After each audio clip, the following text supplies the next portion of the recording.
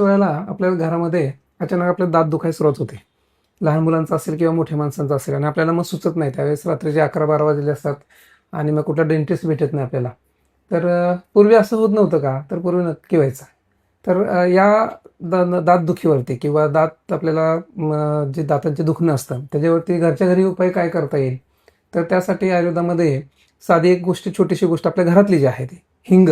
तर हिंग थोडासा गरम करायचा आणि जिथं दात दुखतोय त्याबरोबर दाताच्या त्या ठिकाणी ठेवून द्यायचा आणि त्यानं वेदना तत्काळ शमन होतात. दुसरी गोष्ट आहे त्याच्यामध्ये, जर तुम्ही कुठे बाहेर फिरायला गेला असाल आणि दात दुखणं अचानक सुरू झालं, तर त्याच्यामध्ये तुम्ही अर्क किंवा रुई जी असते, रुई त्याचा चीक असतो, तो थोडासा एका काडीवरती घ्यायचा आणि त्या काडीने बरोबर दुखणारा जो दात आहे त्या दाताच्या किंवा जिथं कीड लागली आहे दाताला त्या ठिकाणी बरोबर टाकायचा. पण रुईच्या चिकाच्या बाबतीमध्ये मात्र एक गोष्ट अवश्य करावी, ते म्हणजे इकडे तिकडे इतस्ततः रुईचा चीक लावून द्यायचा नाही, कारण तो प्रचंड तीक्ष्ण असतो आणि त्याला त्रास होऊ शकतो. त्यापेक्षा मग घरच्या घरी कसं आहे की हिंगाचं जे आहे उपाय सांगितला, तो हिंगाचा उपाय तुमच्यासाठी सगळ्यात बेस्ट आहे.